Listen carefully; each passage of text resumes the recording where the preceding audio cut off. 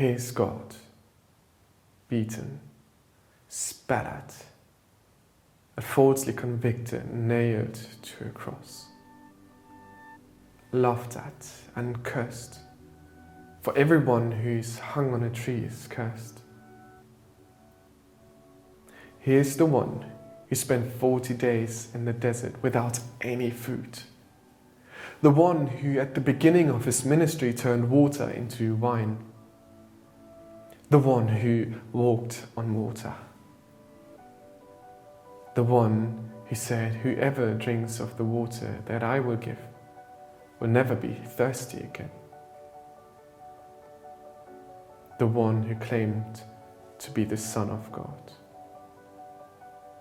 Here he hangs on a cross and cries out in distress, I am thirsty. And a jar full of sour wine was standing there. So they put a sponge full of the wine on a branch of hyssop and held it to his mouth.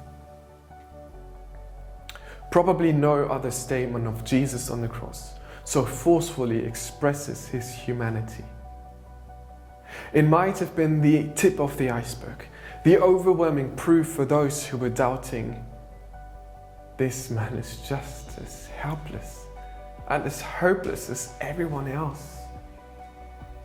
He wanted to be someone else, and now he's paying the consequences for his pride. Why did John add this detail? Didn't he say at the beginning of his gospel that Jesus, the Word, was with God and in fact was God? Is he now saying that Jesus is just human after all? No, not just. Jesus is fully God, but he's also human, fully human. And as truly God and truly man, this cry is a cry of true humanity, for humans cannot long endure thirst. And this is vital information. Jesus had to be truly God in order to forgive our sin. And Jesus had to be truly human in order to die for our sin. And Paul leaves it no doubt. Jesus, who though who was in the form of God, did not count equality with God a thing to be grasped, but emptied himself by taking the form of a servant, being born in the likeness of men, and being found in human form. Jesus was the perfect sacrifice. In Hebrews we read, "It is impossible for the blood of bulls and goats to take away the sins.